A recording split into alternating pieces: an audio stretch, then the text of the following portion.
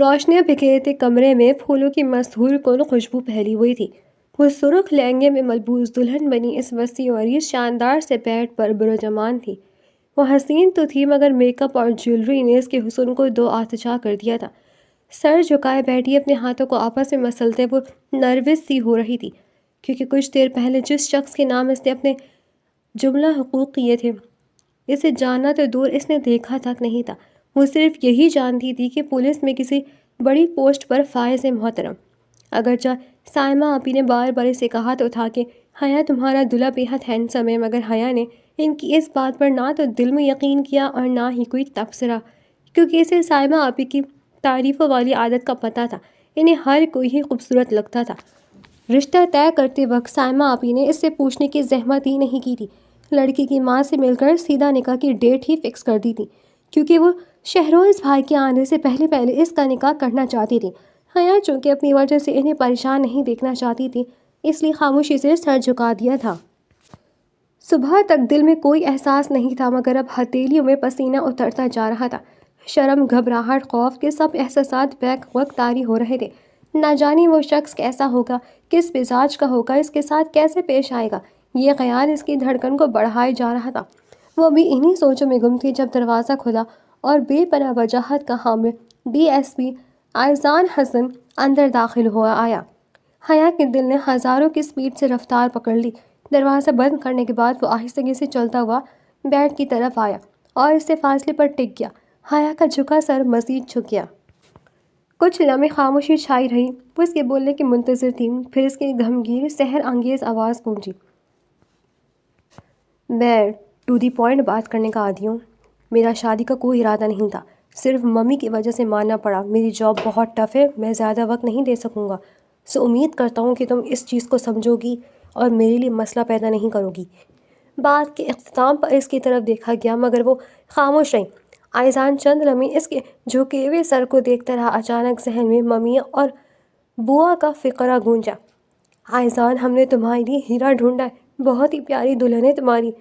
وہ جو سرد و اسپاٹ مزاج رکھنے والا بندہ تھا، ممی اور بوا کا کہا کیا فقرہ یاد آتے ہی اس کے دل نے بے اختیار دلہن کا چہرہ دیکھنے کی خواہش محسوس کی۔ دل کی پکار پر لبیک کہتے ہوئے اس نے آہستگی سے ہاتھ بڑھا کر گھونگھٹ ہٹا دیا۔ پھر وقت جیسے رک سا گیا۔ کمرے میں صرف سانسوں کی آواز تھی۔ کافی دیر تک جب وہ کچھ نہ بولا تو حیا نے دھڑکتے دل کے ساتھ دھیرے سے جھکی پلکیں اٹھائیں اور پھر پلکیں نہ جھپک سکیں۔ اس کے سامنے بیٹھا شخص بے حد دلکش نقوش والے چہرے اور اٹریکٹیو پرسنالٹی کا مالک تھا۔ اس کے چہرے کے نقوش سے مغروریت جھلک رہی تھی۔ حیا اس پر فوراً مر مٹی تھی، جو اگر اس کی آنکھوں سے شعلوں کی سی لپک محسوس نہ کرتی تو وہ ایک دم ٹھٹکی تھی۔ وہ اسے ایسے کیوں دیکھ رہا تھا؟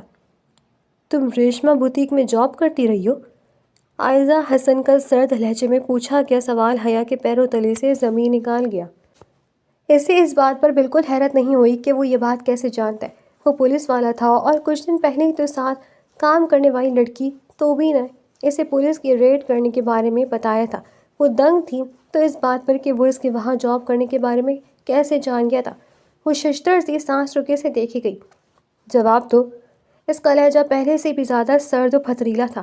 حیا نے تھوک نگلا اور اسبات میں سر ہلایا تو وہ ایک دم بیڈ سے اٹھ کھڑا ہوا اور اگلے ہی پل اس کی کلائی سے کھینچ کر بھی اسے بھی اٹھا دیا۔ وہ لڑکھڑا گئی۔ کیا کام کرتی رہی ہو تم وہاں؟ سچ سچ بتانا۔ اس کی کلائی کو اپنی گرفت میں جکڑے ہوا مکمل طور پر اپنے ایس پی والے روپ میں واپس آ چکا تھا۔ میں نے کچھ غلط نہیں کیا، میں وہاں صرف سیل گرل تھی۔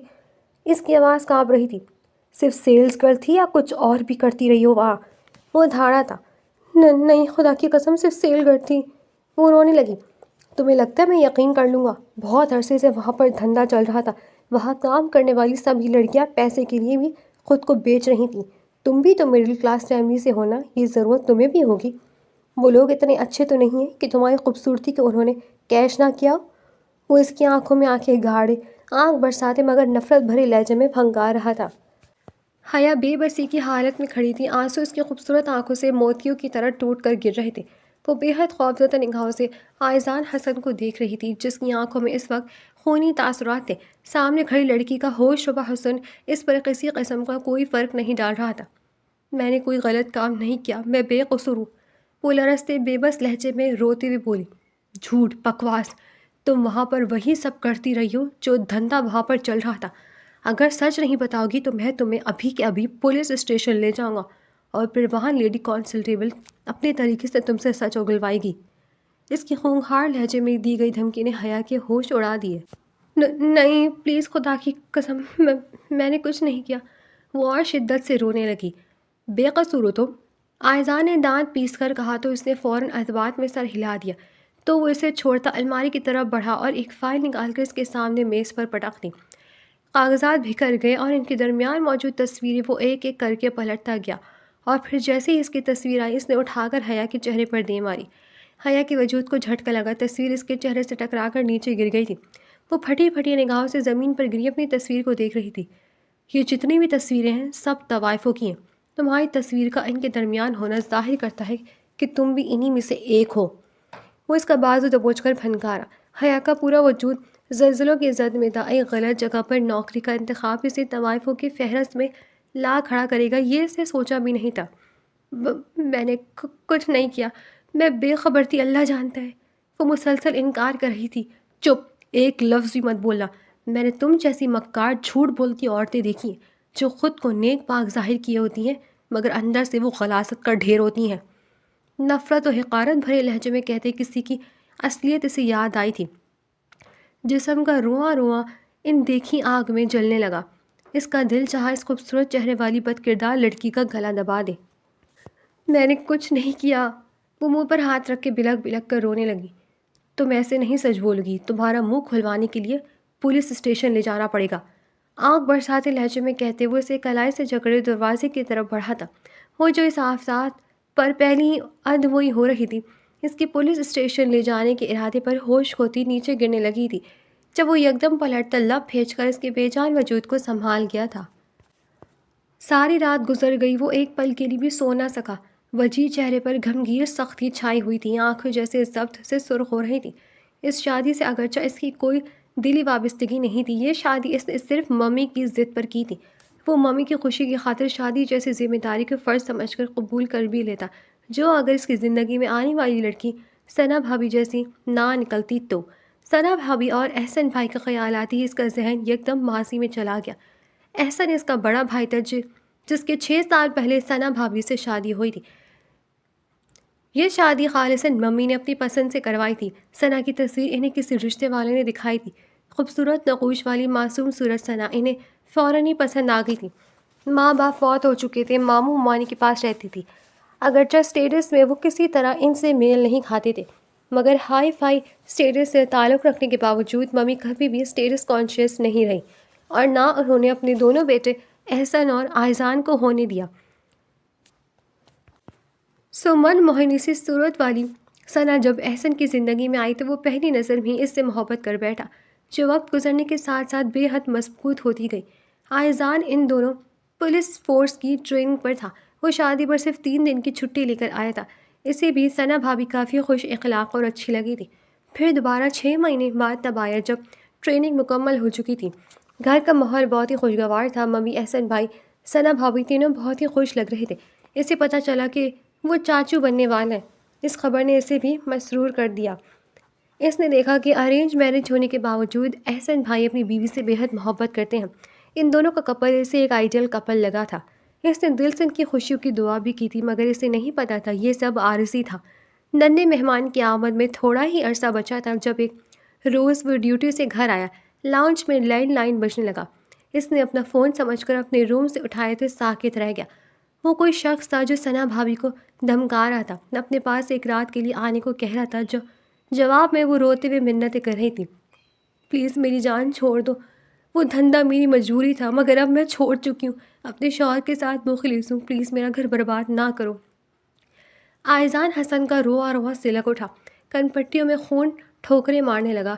اس کے نیک سیرت بھائی کے ساتھ اتنا بڑا دھوکہ۔ وہ آنکھ بگولا ہوتا لاؤنج پہ پہنچا تو وہاں فون کانچ لگائے کھڑی ثنا بھابھی کے چہرے کا رنگ اس کے تاثرات دیکھ کر فاق ہو گیا۔ آئزان پلیز احسن کو مت بتانا، وہ برداشت نہیں کر پائیں گے، میرا گھر اجڑ جائے گا۔ وہ اس کے سامنے ہاتھ جوڑ کر بلک بلک کر رو دی، مگر آئزان کے پتھریلے تاثرات میں کوئی فرق نہیں آ رہا۔ اور نہ ہی دل میں اس دھوکے باز عورت کے لیے رحم جاگا۔ وہ اس کی صفاقی پر ڈر کر سب اگلتی گئی کہ پہلی بار کس طرح اس کی مومانی ماموں نے اسے کسی کے حوالے کر کے معاوضہ لیا تھا۔ اس کے بعد یہ سب معمول بن گیا۔ شروع میں سخت احتجاج کے بعد اس نے قسمت سمجھ کر اس زندگی کو قبول کر لیا تھا۔ پھر اچانک ایک روز اس کی تصویر اس کے محلے کی خاتون نے اس پر ترس کھا کر رشتے والی کو دے دی تھی، جو کہ خوش قسمتی سے ایک امیر خاتون نفیسہ بیگم کو پسند آ گئی تھی اور وہ اپنے بیٹے کا رشتہ لے کر پہنچ گئی۔ اس کے لالچی ماموں مامانی نے کبھی راضی نہ ہوتے جو وہ خاتون انہیں بلینک چیک نہ دیتی تو۔ وہ نہیں جانتی تھی ان لوگوں نے کتنے پیسے لیے، مگر جو رقم لی لاکھوں میں تھی۔ یوں اس جہنم سے نجات پا کر وہ اس جنت میں آ گئی تھی۔ محبت کرنے والی ساس تھی جنہوں نے یہ احساس بالکل نہیں ہونے دیا تھا کہ وہ اسے خرید کر لائی تھیں۔ چند ہی دنوں میں شوہر بھی جان چھڑکنے لگا تھا۔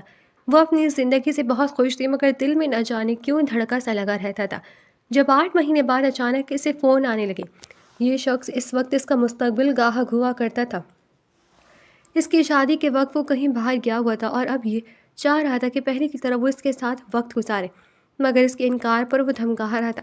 بات مکمل کرنے کے بعد وہ ہاتھ جوڑ کر آئزان کے قدموں میں بیٹھ گئی تھی۔ خدا کا واسطہ ہے آئزان، میری عزت رکھ لو۔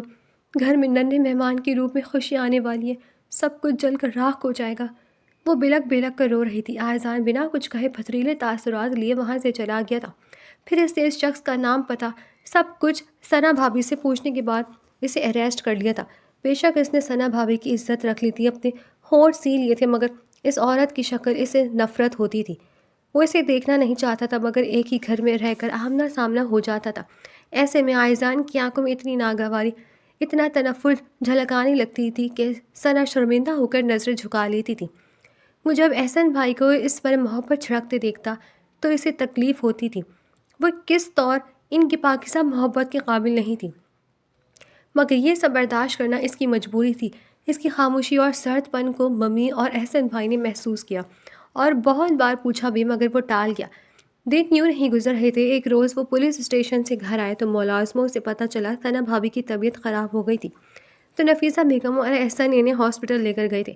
وہ جانتا تھا کس لیے گئے ہوں گے، مگر اس کے اندر کوئی خوشی یا انتظار کا احساس نہ جاگا۔ اور پھر جو خبر سننے کو ملی اس نے اسے سن کر دیا تھا۔ ثنا بھابھی بچے کو جنم دیتے وقت بچے کے ساتھ ہی چل بسی تھی۔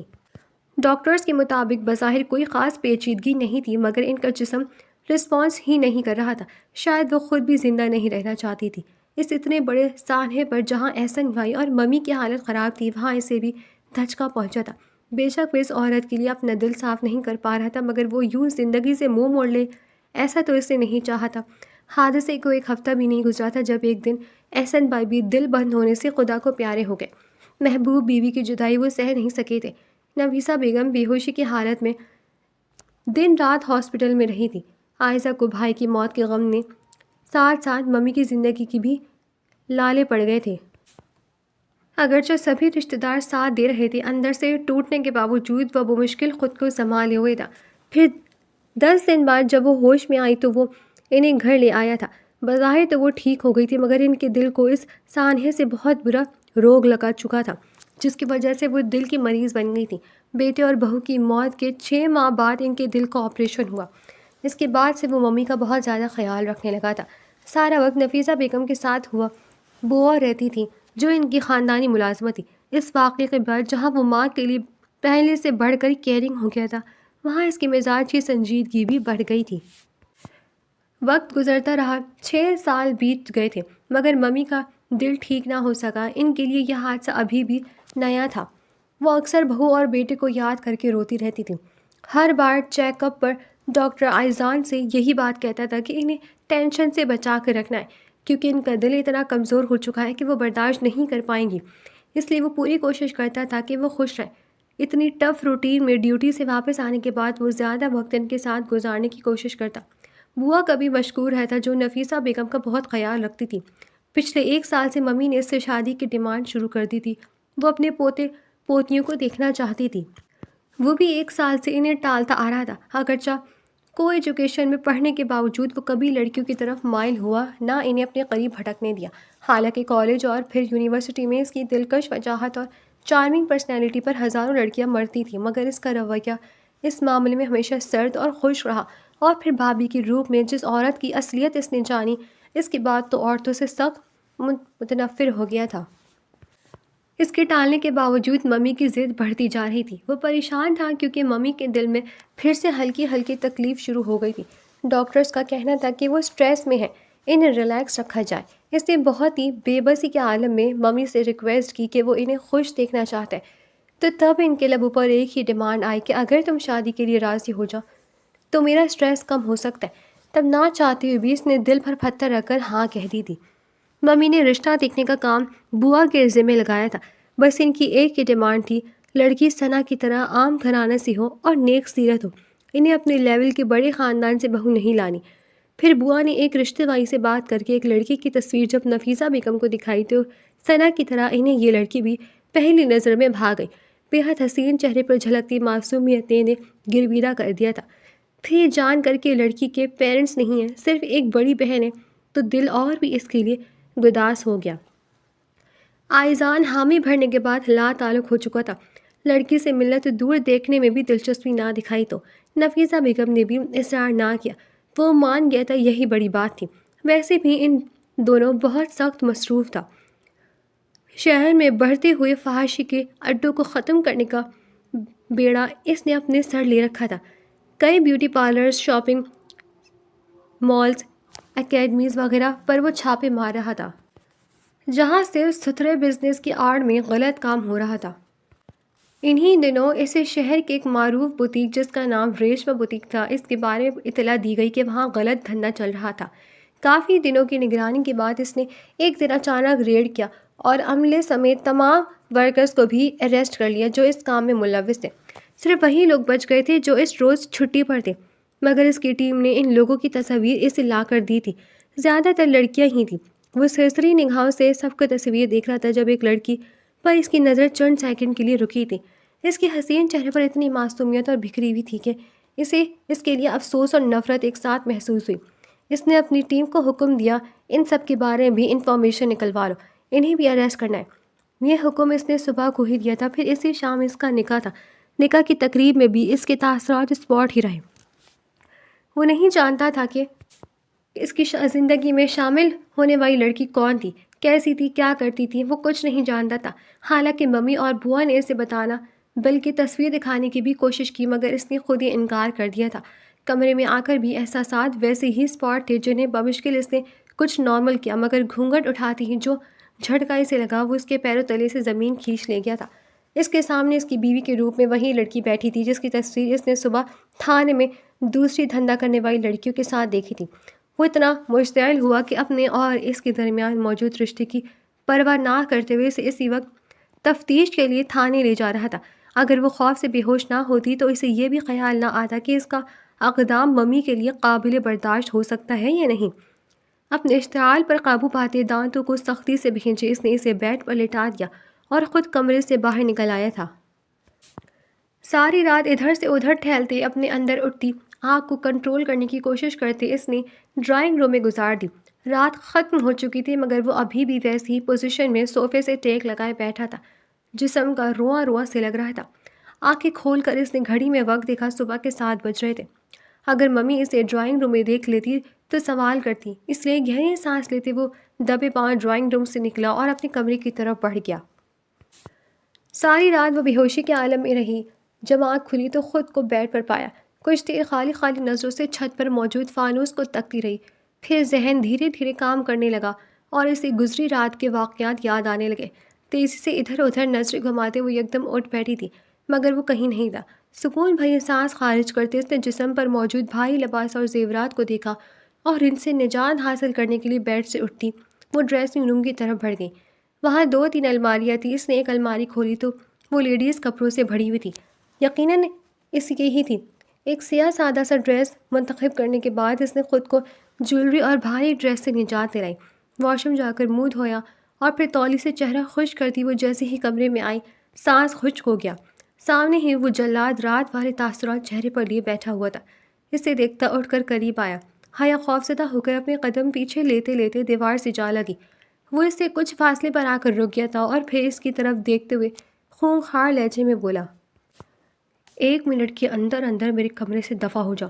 تم جیسی کریکٹر لیس لڑکی کو میں اپنے کمرے میں ہرگز برداشت نہیں کر سکتا۔ مگر خبردار جو ممی سے کچھ کہا، وہ دل کی مریض ہے۔ اگر انہیں ذرا بھی بھنک پڑی تو اپنا انجام یاد رکھنا۔ جیل کی تنگ و تاریک کھوٹری تمہارا مقدر ہوگی، اور وہاں تمہارے ساتھ جو ہوگا وہ تم نے سوچا بھی نہیں ہوگا۔ اس کے لہجے میں حقارت کے ساتھ ایسی غراہٹ تھی کہ وہ سن پڑ گئی تھی۔ سنائی نہیں دے رہا تمہیں؟ نکلو میرے کمرے سے۔ اسے خاموش کھڑا ٹس سے مس نہ ہوتا دیکھ کر سرد لہجے میں غرائے تو ہرا روحان سے چہرے کے ساتھ اسے دیکھنے لگی۔ میں کہاں جاؤں؟ باہر گئی تو آپ کی ممی کو پتہ چل جائے گا۔ چہرے کے تاثرات کے ساتھ لہجہ بھی روحان سا ہو رہا تھا۔ یہاں اور بھی رومز ہیں، کسی میں بھی چلی جاؤ، بٹ میرے روم سے نکلو۔ درشت لہجے میں کہنے کے ساتھ اس نے کلائی سے پکڑتے دروازہ کھول کر باہر نکالتے دھار سے واپس دروازہ بند کیا تھا۔ اس تذلیل پر حیا کا دل چاہا پھوٹ پھوٹ کر روتے۔ ڈبڈبائی آنکھوں کے ساتھ اس نے ادھر ادھر دیکھا۔ یہ کوریڈور تھا۔ اس شخص کے روم کے آمنے سامنے مزید 2 رومز تھے۔ اس نے ایک کا دروازہ کھولنا چاہا مگر وہ لاک تھا۔ دوسرے کا ہینڈل گھمایا تو دروازہ کھل گیا۔ صاف ستھرا خوبصورتی سے ڈیکوریٹ کیا گیا۔ اندر داخل ہونے کے بعد اس نے دروازہ لاک کیا اور پھوٹ پھوٹ کر رو دی۔ بے قصور ہو کر بھی اس کا کردار اس شخص کی نظروں میں مشکوک ہو چکا تھا۔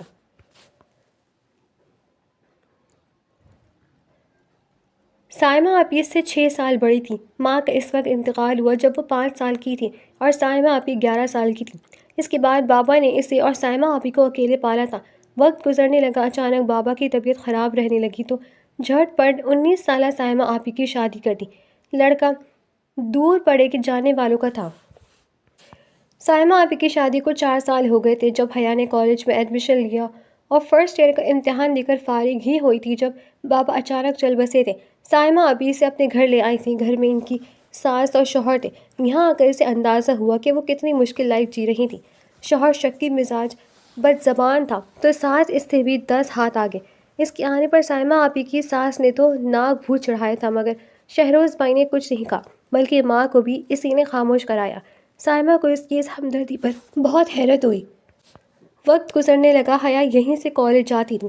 اگرچہ اس کے خرچے کے لیے دونوں ماں بیٹا سناتے تو بہت تھے مگر سائمہ آپی نے اس کی فیس کے لیے سلائی کڑھائی کا کام شروع کر دیا تھا۔ اب حیا کو بھی ان ماں بیٹے کی باتیں سننے کی عادت پڑ گئی تھی مگر جو وقت گزرنے لگا اسے شہروز بھائی کے رویے میں تبدیلی نظر آنے لگی۔ سب کے سامنے تو وہ ٹھیک رہتے تھے مگر اکیلے میں کہیں موقع ملتا تو اس کے ساتھ عجیب انداز میں فری ہونے کی کوشش کرتے اور دیکھنے کا انداز بھی ایسا ہوتا جیسے وجود میں جھانک رہے ہوں۔ وہ سخت ناگواری اور بے چینی محسوس کرتی تھی۔ سائمہ آپی سے تو کہہ نہیں سکتی تھی، سو اپنی بیسٹ فرینڈ سمرہ سے شیئر کیا تو اس نے محتاط رہنے کا مشورہ دیا۔ وہ اب 18 سال کی بالغ لڑکی تھی۔ شہروز بھائی کی غلیظ نگاہوں کی پہچان بھی ہو گئی تھی، اسی لیے اس کی کوشش ہوتی کہ ایک منٹ بھی وہ اسے کہیں اکیلا پا کر نہ گھیریں۔ انہی دنوں اس کا FSC کا رزلٹ آ گیا تھا۔ وہ بہت اچھے نمبرز لے کر پاس ہوئی۔ آگے اس کا BS کے لیے یونی میں ایڈمیشن لینے کی خواہش تھی مگر سائمہ آپی کی سچویشن دیکھ کر خاموش ہو گئی تھی۔ کیونکہ وہ ماں بننے والی تھی اس لیے ساس اور شوہر نے ان کے سلائی کڑھائی والے کام پر پابندی لگا دی تھی۔ تاہم گھر کا کام وہ اس سے بھرپور لے رہے تھے۔ سمرہ سے مشورہ کر کے اس نے جاب کا فیصلہ کیا تاکہ 1.5 سال تک سیونگ کر کے یونی میں ایڈمیشن لے سکے۔ شہروز اور اس کی ماں نے پہلے تو اس کے جاب کرنے کے فیصلے پر اعتراض کیا مگر پھر اجازت دے دی۔ سمرہ کی کوششوں سے اسے ایک بوتیک میں جاب ملی تھی۔ ایکسپیرینس نہ ہونے کے باوجود اسے ان لوگوں نے رکھ لیا تھا۔ وہ پوری لگن سے اپنا کام کر رہی تھی۔ ابھی مہینہ بھی نہیں ہوا تھا جب ریشما میڈم نے اسے پروموشن کی خوشخبری سنائی کہ 1 مہینے بعد اس کی سیلری 15,000 سے 30,000 کر دی جائے گی تو وہ حیران رہ گئی تھی۔ صبح سے شام 6 بجے تک وہ بوتیک میں ہوتی اور واپس آ کر شہروز کی گندی نگاہوں اور معنی خیز فکروں سے بچنے کے لیے سائمہ باجی کے ساتھ چپکی رہتی۔ جب سے اسے اس شخص کی گندی نیت کا ادراک ہوا تھا تب سے وہ ایک رات بھی بے خبری کی نیند نہیں سوئی۔ ہر تھوڑی دیر بعد آنکھ کھل جانے پر وہ دروازے کی کنڈی کو چیک کرتی تھی۔ اس نے سوچ لیا تھا کہ جیسے ہی اسے سیلری ملے گی وہ ہاسٹل شفٹ ہو جائے گی مگر یہ بات ابھی سائمہ باجی کو بھی نہیں بتائی تھی۔ ایک رات وہ سو رہی تھی جب ہلکی سی آہٹ پر اس کی آنکھ کھل گئی۔ دھڑکتے دل کے ساتھ وہ اٹھ بیٹھی۔ دروازے پر ہلکا سا کھٹکا محسوس ہوا تھا۔ وہ بستر سے اتر کر دبے پاؤں کھڑکی کی جانب بڑھی اور چھوٹے سے سوراخ سے باہر جا کر تو اپنے کمرے کے دروازے پر شہروز کو کھڑا دیکھ کر وہ خوف سے لرز اٹھی۔ اس سے پہلے وہ رونا شروع کرتی اس نے سائمہ آپی کو کمرے سے باہر آتے دیکھا۔ وہ اپنے شوہر سے کچھ پوچھ رہی تھی، یقیناً رات کے اس پہر باہر نکلنے کی وجہ پوچھ رہی ہوں گی۔ دونوں کے بیچ تھوڑی سی گفتگو ہوئی، پھر دونوں اپنے کمرے میں چلے گئے۔ حیا کے سانسوں میں سانس آئی مگر باقی کی رات وہ سو نہ سکی۔ خوف سے کانپتی رہی، صبح تک اسے بخار چڑھ گیا تھا۔ بوتیک بھی نہ جا سکی مگر یہ اس کے حق میں بہتر ہی ہوا تھا، کیونکہ شام کو اس کے ساتھ کام کرنے والی ایک لڑکی کی اسے کال آئی جو اس کی طرح چھٹی پر تھی۔ اس نے بتایا کہ بوتیک پر پولیس نے ریڈ کی ہے کیونکہ وہاں جسم فروشی کا دھندا چل رہا تھا۔ حیا ششدر رہ گئی، تاہم خدا کا شکر ادا کیا کہ وہ نہیں جا سکی تھی بوتیک۔ اسی شام شہروز بھائی کو اپنے آفس کی طرف سے کسی کام سے 15 روز کے لیے دوسرے شہر جانا پڑ گیا۔ اس کی ماں بھی بیٹی کے گھر رہنے چلی گئی تھی۔ دونوں ماں بیٹی کی غیر موجودگی میں دونوں بہنوں نے سکون کا سانس لیا۔ حیا سخت پریشان تھی کہ اب دوسری جاب کیسے ڈھونڈیں گی۔ انہی دنوں اچانک ان کے محلے کے رشتے والی آئی اور سائمہ آپی کو اپنے ساتھ لے گئی۔ واپسی پر سائمہ آپی نے بتایا کہ وہ اس کا رشتہ طے کرائیں گے۔ پرسوں اس کا نکاح ہے۔ وہ دنگ رہ گئی اور انکار کرنا چاہا تو وہ اس کے سامنے ہاتھ جوڑ کر رو پڑی۔ میں تمہاری مزید حفاظت نہیں کر سکتی حیا۔ اگر وہ شخص خدا نخواستہ اپنے مکر و عزائم میں کامیاب ہو گیا تو میں زندہ نہیں رہ پاؤں گی۔ سائمہ آپی کی بات پر اسے جھٹکا لگا، یعنی وہ بھی اپنے شوہر کی غلیظ نیت سے واقف تھی۔ حیا کی آنکھوں سے آنسو گرنے لگے۔ سائمہ آپی نے اسے گلے لگا دیا۔ تم بہت خوش رہو گی حیا، وہ بہت امیر لوگ ہیں، لڑکا پولیس میں بڑے عہدے پر ہے اور بہت پیارا ہے۔ اس کی ماں بہت نفیس خاتون ہے، انہیں اسٹیٹس سے کوئی فرق نہیں پڑتا۔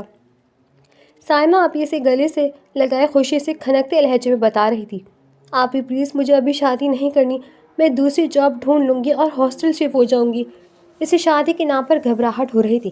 سائمہ آپی نے خود سے الگ کر کے اس کا چہرہ اور محبت بھرے لہجے میں سمجھاتے ہوئے بولی، حیا میری جان، میری بات کو سمجھو، اچھے رشتے قسمت سے ملتے ہیں۔ اگر کوئی عام رشتہ ہوتا تو میں تمہاری جاب والی بات سے اتفاق کر لیتی، مگر یہ رشتہ سمجھو خدا کا انعام ہے۔ شہروز اور اماں گھر پر نہیں ہے، میں ان کی غیر موجودگی میں ہی تمہیں رخصت کر دینا چاہتی ہوں، ورنہ اگر وہ ہوئے تو ٹانگ اڑانے کی ضرور کوشش کریں گے۔ پھر کچھ سائمہ آپی کے سمجھانے کا اثر تھا اور کچھ وہ حالات سے خوفزدہ بھی ہو گئی تھی۔ سمرہ نے بھی شادی کا مشورہ دیا تھا، لہٰذا وہ مان گئی تھی۔ نکاح کی تقریب دلہا والوں کے اپنے گھر میں ہی رکھی گئی تھی، جس میں 15-20 لوگ شامل تھے۔ اسے اور سائمہ آپی کو لینے کے لیے ان کی طرف سے گاڑی بھجوائی گئی تھی۔ پارلر سے تیار ہونے کے بعد جب وہ دلہا والوں کے ہاں پہنچی تو ان کا وسط عریض خوبصورت بنگلہ دیکھ کر اپنی قسمت پر وہ خود بھی حیران رہ گئی تھی۔ اسے اپنی ساس بہت اچھی لگی تھی، مہربان اور نرم مزاج خاتون۔ وہ دل میں دعا کرتی نہیں کہ بیٹا بھی مزاج میں ماں جیسا ہی ہو۔ نکاح کے بعد سائمہ آپی سے ڈھیروں دعائیں دے کر چلی گئیں۔ اسے عائزان حسن کے روم میں پہنچا دیا گیا۔ نئی جگہ، نیا شخص، نیا رشتہ، گھبراہٹ کے ساتھ ساتھ حیا کے احساسات بھی اسے مغلوب کر رہے تھے۔ اس کے وہم و گمان بھی نہیں تھا کہ وہ شخص اس کی بوتیک والی جاب سے اس کے کردار کے بارے میں مشکوک ہو جائے گا۔ روتے روتے اس کی ہچکیاں بن گئی تھیں۔ بڑی مشکل سے خود کو سنبھالتے وہ اٹھی اور چہرہ صاف کر کے نیچے آ گئی۔ ملازمہ ناشتہ لگا رہی تھی۔ اس نے اپنی ساس کے بارے میں پوچھا تو اس نے ان کے کمرے کا بتایا۔ وہ جھجکتے ہوئے دستک دے کر اندر داخل ہوئی تو وہ بیڈ پر بیٹھی ایک ادھیڑ عمر خاتون کے ساتھ باتیں کر رہی تھی۔ اسے دیکھ کر فوراً اپنے قریب بیٹھنے کا اشارہ کیا۔ حیا سلام کرتے ان کے ساتھ بیٹھ گئی تو انہوں نے آگے ہو کر اس کا ماتھا چوم لیا۔ ان کے لمس میں اسے ممتا محسوس ہوئی۔ کچھ دیر وہ اس سے چھوٹی موٹی باتیں کرتی رہیں، پھر وہاں موجود ادھیڑ عمر خاتون جسے وہ بوا کہہ رہی تھی، انہوں نے ناشتہ لگنے کا بتایا تو وہ اس کے لیے ناشتے کے ٹیبل پر آئی۔ چند منٹوں بعد عائزان بھی آ گیا تھا۔ حیا کے دل خوف سے دھک دھک کرنے لگا تھا۔ وہ نظریں نیچے کیے بیٹھی رہی۔ آج کے بعد تم بھی عائزان کی طرح مجھے ممی کہو گی، اس کی طرف جوس کا گلاس بڑھاتے ہوئے نفیسہ بیگم نے محبت بھرے لہجے میں کہا تو وہ خاموشی سے سر ہلا گئی۔ اگرچہ وہ اس کی طرف دیکھ نہیں رہا تھا، اس کے سامنے بیٹھا خاموشی سے ناشتہ کر رہا تھا، مگر حیا کو پھر بھی اس کی آنکھ برساتی نگاہوں کی تپش خود پر محسوس ہو رہی تھی۔ عائزان، اب تم کچھ دن کے لیے چھٹیاں لے لو اور حیا کے ساتھ کہیں گھومنے چلی جاؤ، نفیسہ بیگم نے اچانک اس سے کہا۔ اس بات پر جہاں ناشتہ کرتے عائزان کا ہاتھ رکا، وہاں جوس کا گلاس منہ میں لگاتی حیا کا ہاتھ بھی رک گیا۔ اس کی نظر بے اختیاری میں اس مغرور شخص کی طرف اٹھی۔ اسی پل اس نے بھی اس کی طرف دیکھا تھا اور اس کی نظروں میں جو تنفر، جو سرد پن تھا، وہ حیا کو ذلت کے احساس سے دوچار کر گیا تھا۔ سوری ممی، میرے پاس فی الحال بالکل ٹائم نہیں ہے، بہت اہم کیسز پر کام کر رہا ہوں میں۔ ماں کو اس نے نرم لہجے میں انکار کیا۔ ٹھیک ہے، پر جیسے ہی فارغ ہونا میری بیٹی کو گھمانے ضرور لے جانا، انہوں نے محبت پاش نظروں سے حیا کی طرف دیکھتے ہوئے کہا تو وہ لب بھیج کر اس بات میں سر ہلا گیا۔ کئی دن گزر گئے تھے۔ عائزان حسن نے دوبارہ اس سے بات نہیں کی تھی۔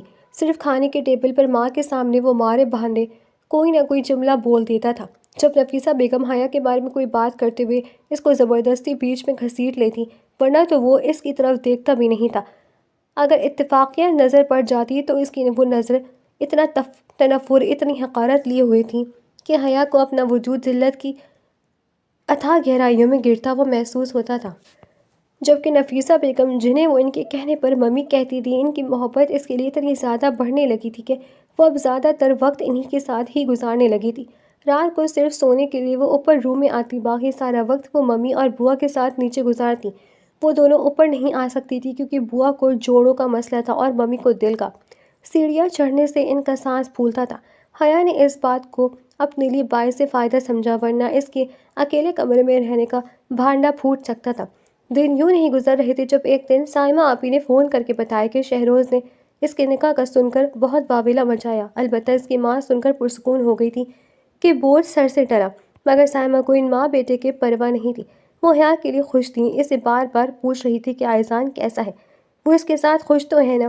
ان کی تسلی کے لیے اس نے انہیں مطمئن کر دیا تھا۔ رات ڈنر کے بعد ممی اور بوا کو گڈ نائٹ بول کر جب وہ اپنے کمرے کی طرف آئی تو دل تیزی سے دھڑک اٹھا، کیونکہ اسی وقت وہ بھی اپنے کمرے سے باہر نکلا تھا۔ عام جینز شرٹ میں بھی وہ بے حد ہینڈسم لگ رہا تھا۔ دونوں ہاتھوں سے بالوں کو سنوارتا ہوا حیا نے فوراً نگاہیں جھکا دیں۔ وہ اس کے پاس سے گزرتا نیچے چلا گیا تھا جبکہ وہ اپنے کمرے میں آ گئی تھی۔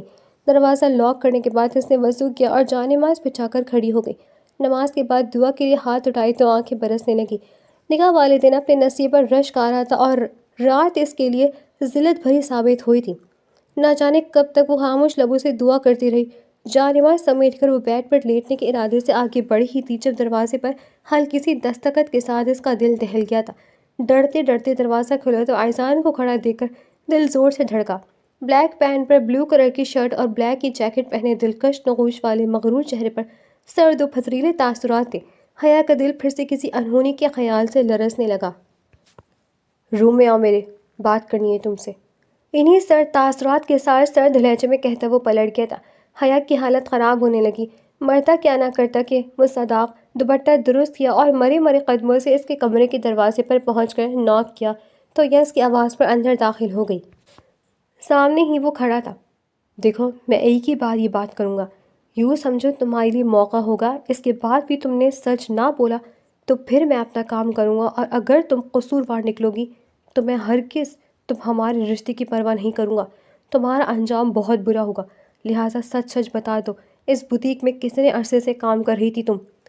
سرد لہجے میں بات کا آغاز کرنے کے بعد آخر میں اس کا لہجہ پتھر سے بھی زیادہ سخت ہو گیا تھا۔ حیا کی خوبصورت بڑی بڑی آنکھوں سے بھل بھل آنسو گرنے لگے۔ میں آپ کو کیسے یقین دلاؤں کہ میں کسی غلط کام میں ملوث نہیں رہی، بلکہ میں تو جانتی بھی نہیں کہ شٹ اپ، میرے سامنے جھوٹ نہیں چلے گا، اور بند کرو یہ رونا دھونا، آنسو بہاتی عورتوں سے مجھے سخت نفرت ہے، وہ اس کی بات کاٹ کر درشت لہجے میں بولا۔ حیا سر جھکا کر اپنے آنسو صاف کرنے لگی۔ تم عورتیں بہت مکار چالاک ہوتی ہو، صاف ستھرے کردار کی محبت کرنے والی مرد کو ایسی صفائی سے دھوکہ دیتی ہو کہ وہ جان ہی نہیں پاتا، مگر میں ان مردوں میں سے نہیں ہوں جو عورتوں کی خوبصورتی میں اندھے ہو کر اس کے کردار کو پرکھ نہیں پاتے۔ میرے نزدیک عورت کی خوبصورتی کی کوئی ویلیو نہیں اگر اس کا کردار زیرو ہے تو۔ خود کو بے قصور شو کرنے کے لیے چاہے تم جتنی قسمیں کھاؤ، آنسو بہاؤ، میں یقین نہیں کرنے والا، اگر کوئی ثبوت ہے تو وہ دو، اس نے زہریلے نفرت سے بھرپور لہجے میں کہتے آخر میں شرط رکھی۔ میں کہاں سے لاؤں ثبوت؟ وہ پھر سے رونے لگی۔ آئزان حسن نے اس کے بہتے آنسو والے چہرے کو بہت ہی غصے سے دیکھا۔ تم نے سچ بولنے والا موقع گنوا دیا، پتہ تو میں لگا ہی لوں گا کہ تم کیا کیا کرتی رہی ہو، جس دن ثبوت ہاتھ لگے وہ دن تمہارا اس گھر میں آخری ہوگا۔ وہ انگلی اٹھا کر اسے وارن کرتے ہوئے بولا۔ میرا یقین کرے، میں سچ کہہ رہی ہوں، میں بے قصور ہوں، مجھے وہاں 1 مہینہ بھی نہیں ہوا تھا، میں اس سے بے خبر تھی۔ اس نے شدت بھرے لہجے میں یقین دلانے کی کوشش کی مگر وہ جھڑک گیا۔ Shut up and get out of my room. اس نے اتنی حقارت بھرے لہجے میں دروازے کی طرف اشارہ کیا کہ حیا کا پورا وجود سن پڑ گیا۔ سنائی نہیں دے رہا، گیٹ لاسٹ۔ اسے وہیں کھڑا دیکھ کر وہ غرائے تو حیا شدت ضبط سے سرخ ہوتے چہرے کے ساتھ مڑی اور کمرے سے نکل گئی۔ اپنے کمرے میں آ کر اس نے دروازہ بند کیا اور ٹیک لگا کر روتی چلی گئی۔ یا اللہ، یہ آزمائش کیوں لکھ دی میری زندگی میں؟ یہ شخص مجھ پر ذرا بھی یقین کرنے کو تیار نہیں، میں کیا کروں؟ دونوں ہاتھوں میں سر کو جکڑے نیچے بیٹھتی وہ رو رہی تھی۔ پھر ساری رات اس کی یوں نہیں گریہ بازاری میں گزر گئی۔ صبح سر بھاری ہو رہا تھا۔ ڈائننگ ٹیبل پر ممی اس کی سرخ آنکھیں دیکھ کر چونک گئی۔ حیا بیٹا، تم رات کو روتی رہی ہو کیا؟ تمہاری آنکھیں سرخ ہیں؟ انہوں نے تشویش بھرے انداز میں سوال کیا تھا، جو وہاں آتے آئزان نے بھی سنا۔ پولیس یونیفارم میں ملبوس اپنے بے پناہ وجاہت سمیت وہ بہت ہی چارمنگ لگ رہا تھا۔ ماں کی بات سن کر ایک اچٹی نظر اس لڑکی پر اس نے ڈالی تھی۔ نہیں تو ممی، وہ بس سر میں درد تھا تو اسی وجہ سے، اس نے گڑبڑا کر جواب دیا۔ نظریں اس خوبرو مغرور شہزادی کی جانب اٹھی تھی، مگر اس کا لاتعلق انداز دیکھ کر جھک گئی تھی۔ دل سے ایک ہوک اٹھی تھی، کاش اس بوتیک پر جاب نہ کی ہوتی تو یہ شاندار سا شخص مکمل طور پر میرا ہوتا۔ اس نے بے اختیار پچھتانے کے ساتھ سوچا۔ آئزان، ناشتہ تو کر کے جاؤ بیٹا۔ وہ جھک کر ماں کا ماتھا چوم رہا تھا جب انہوں نے کہا، لیٹ ہو رہا ہوں ممی، ڈونٹ وری، جیسے ہی ٹائم ملے گا کر لوں گا۔ وہ انہیں تسلی دیتا ڈرائنگ روم سے باہر نکل گیا تھا تو ممی حیا کی طرف متوجہ ہو گئی، جو انہیں ناشتہ کرنے کا کہہ رہی تھی۔ شام کا وقت تھا جب ممی اسی لیے لاؤنج میں آئی اور خود صوفے پر بیٹھتی اس کی اپنی طرف پشت کرتے اسے کارپٹ پر بٹھا دیا اور بوا سے تیل منگوا کر زبردستی اس کے سر میں مالش کرنے لگی۔ بڑی خواہش تھی مجھے بیٹے کی، اپنی کھوک سے تو نہیں دی مگر پھر بہو کی روپ میں دے کر واپس لے لی۔ انہوں نے گہرا سانس بھرا، اور اب تمہاری شکل میں دی ہے تو مجھے اپنے شوق پورے کرنے دو۔ اللہ تمہیں اور آئزان دونوں کو سلامت رکھے۔ وہ بہت نرمی سے اس کے خوبصورت ریشمی بالوں میں مساج کرتے کہہ رہی تھی۔ حیا کو ان کی محبت کے اس مظاہرے پر بہت سکون محسوس ہوا۔ آئزان سے بڑے احسن اور اس کی بیوی کی موت کے بارے میں کچھ دن پہلے بوا نے اسے بتا دیا تھا۔ وہ اس سے باتیں بھی کر رہی تھی اور اس کے سر میں مساج بھی۔ ممی مجھے بھوک لگی ہے، آپ 2 منٹ دیں گی مجھے، میں چپس لے آؤں؟ وہ اچانک ان سے بے تکلفی سے پوچھنے لگی۔ ان کی سگی ماں جیسے محبت کے انداز نے اسے بے تکلف کر دیا تھا۔ آرام سے بیٹھی رہو، پتہ ہے مجھے تیل سے جان چھڑوا کر بھاگنے کے چکر میں ہو۔ انہوں نے اسے ڈھپٹا اور ساتھ ہی ملازمہ کو آواز لگا کر چپس لانے کو کہا تو حیا بے اختیار ہنس پڑی۔ پھر کچھ دیر بعد وہ مساج کے ساتھ ساتھ چپس کھاتے ہوئے ان کی باتیں بھی سن رہی تھی، جب اچانک پولیس یونیفارم میں ملبوس آئزان لاؤنج کا دروازہ کھول کر اندر داخل ہوا۔ وہ جو دوپٹہ گود میں رکھے بیٹھی چپس کھا رہی تھی، سٹپٹا کر فوراً ہی ایک ہاتھ سے دوپٹہ اٹھا کر اوڑھنے لگی۔ ممی، آپ کی کنڈیشن ایسی نہیں ہے کہ آپ دوسروں کی اس طرح کی خدمتیں کریں، جبکہ ضرورت آپ کو ہے خدمت کروانے کی۔ ماں کو سلام کرنے کے بعد وہ چھپتے ہوئے لہجے میں بولا، ارے کون سے دوسرے، یہ تو میری اپنی بیٹی ہے، خبردار جو تم نے دوبارہ ایسی بات کی۔ ممی تو اس کی بات کو مذاق میں لیتی مسکرا کر بولی، جبکہ حیا کا چہرہ بے عزتی کے احساس سے سرخ ہوا تھا۔ ممی کے جواب پر مزید کچھ کہے بنا وہ اپنے کمرے میں چلا گیا تھا، جبکہ کچھ دیر قبل جس مساج سے اسے سکون ملا تھا اب وہی مساج اسے عذاب لگنے لگا تھا۔ بڑی مشکل سے ممی نے اسے رہائی بخشی تھی۔ رات کو وہ آئل کی وجہ سے نہانے کا ارادہ کر رہی تھی جب ملازمہ نے اسے سائمہ آپی کے آنے کی اطلاع دی تو وہ خوش ہوتی فوراً نیچے آئی، مگر ان کے ساتھ شہروز بھائی کو دیکھ کر اس کا رواں رواں سلگ اٹھا۔ سائمہ آپی سے ملنے کے بعد اس نے بڑی مشکل سے اسپاٹ لہجے میں انہیں سلام کیا تھا، جو ممی اور آئزان کے آگے بچھا جا رہا تھا۔ ان کی دولت اور آئزان کے عہدے نے اسے فوراً مروب کر دیا تھا۔ بڑے خوش شامدی لہجے میں وہ بات کر رہا تھا۔ آئزان تو چند منٹ بعد اٹھ کر چلا گیا تھا۔ البتہ ممی ان کے ساتھ بیٹھی رہیں۔ پھر کھانا کھا کر جب وہ رخصت ہونے لگے تو اس نے چپکے سے سائمہ بچے کے کان میں کہا، دوبارہ اس شخص کو نہ لانا۔ دن گزرنے لگے، ممی کبھی کبھی اس کا خیال کرتے ہوئے سائمہ باجی سے ملنے کے لیے بھیجتی تو وہ اپنا بھرم رکھنے کے لیے کبھی پڑوس والی سغرا آنٹی کے گھر چلی آتی، وہاں سائمہ باجی کو بلوا کر مل لیتی، یا کبھی سمرہ کے گھر چلی جاتی۔ شادی کو 1 مہینہ ہونے والا تھا۔ آئزان کا رویہ ویسا ہی تھا، اگرچہ دوبارہ اس نے کہا تو کچھ نہیں، مگر اس کی سرد نفرت بھری نگاہیں بتانے کو کافی تھی کہ اس کی نظر میں وہ مجرم ہی ہے۔ ایک روز وہ صبح 10 بجے کچن میں ملازمہ کے ساتھ کھڑی کام کر رہی تھی جب وہ اندر داخل ہوا۔ اس کے بے وقت آمد پر اگرچہ اسے حیرانی ہوئی مگر وہ رخ موڑے اپنا کام کرتی رہی۔ زلیخا بھی، میرے کچھ اہم مہمان آ رہے ہیں، دوپہر کے کھانے پر اچھا سا انتظام ہونا چاہیے۔ حکم دینے اور 3-4 ڈشز کے نام نوٹ کروانے کے بعد وہ جا چکا تھا۔ ملازمہ اسی وقت لنچ کی تیاری میں لگ گئی تھی کیونکہ 6-7 افراد کا کھانا تھا۔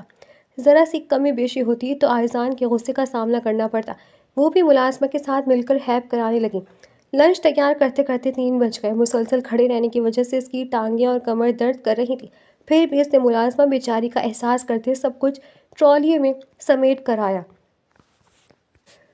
پھر مامی کے لیے پرہیزی کھانا بنایا، انہیں خود اپنے ہاتھوں سے کھلانے کے بعد ٹیبلٹ دی تو وہ سو گئی۔ خود کو بھوک لگ رہی تھی مگر وہ نہانے کے بعد کھانا چاہتی تھی کیونکہ مسلسل چولہے کے آگے کھڑے رہنے کی وجہ سے گرمی محسوس ہو رہی تھی۔ ملازمہ نے ٹرالیوں میں کھانا سجا کر مہمانوں کے لیے مختص ڈائننگ ہال میں پہنچایا اور پھر ان کے لیے قہوہ بنانے ہی لگی تھی جب اسے گاؤں سے کال آئی۔ اس کی ساس کا انتقال ہو گیا تھا، حیا کو اس چھٹی لینی پڑی۔ اس کا شوہر یہاں پر مالی تھا، وہ آئزان سے چھٹی لے چکا تھا۔ ملازمہ کے جانے بعد حیا نے کوف سے برتنوں کے اس انبار کو دیکھا جو اب اسے ہی دھونے تھے، کیونکہ یہی ملازمہ تھی جو مستقل یہاں رہتی تھی، باقی تو اپنا کام کر کے چلی جاتی تھی۔ اس نے تھکن سے بے حال ہو کر قہوہ بنایا اور ٹرالی سجا کر چوکیدار کے ہاتھ ڈائننگ ہال میں بھجوا دیا۔ برتنوں کے انبار کو دیکھتی وہ روحان سے انداز میں سوچ ہی رہی تھی کہ پہلے انہیں دھوئے، کمرے میں جا کر اپنی کمر سیدھی کرے۔ اسی وقت بوا آ گئی۔ اس کی حالت دیکھ کر کچھ دیر آرام کرنے کا کہتے زبردستی کچن سے نکالا تو جاتے وقت وہ انہیں تاکید کر کے گئی تھی، بوا اپنے برتنوں کو ہاتھ نہیں لگانا، میں تھوڑی دیر میں خود آ کر واش کروں گی۔ ہاں ٹھیک ہے بیٹا، جواب میں بوا نے اسے مطمئن کیا۔ کمرے میں آ کر اس نے الماری سے گلابی کلر کا شیفون کا ڈریس جس کی شرٹ کڑھائی والی تھی اور ٹراؤزر سادہ لیے واش روم میں چلی گئی۔ 10 منٹ بعد نہا کر باہر آئی، بالوں کو ڈرائر سے خشک کرنے کے بعد 10-15 منٹ آرام کرنے کا سوچتے بیڈ پر لیٹ گئی۔ ابھی سے لیٹے 5 منٹ بھی بمشکل ہوئے کہ جب دھار سے کمرے کا دروازہ کھلا۔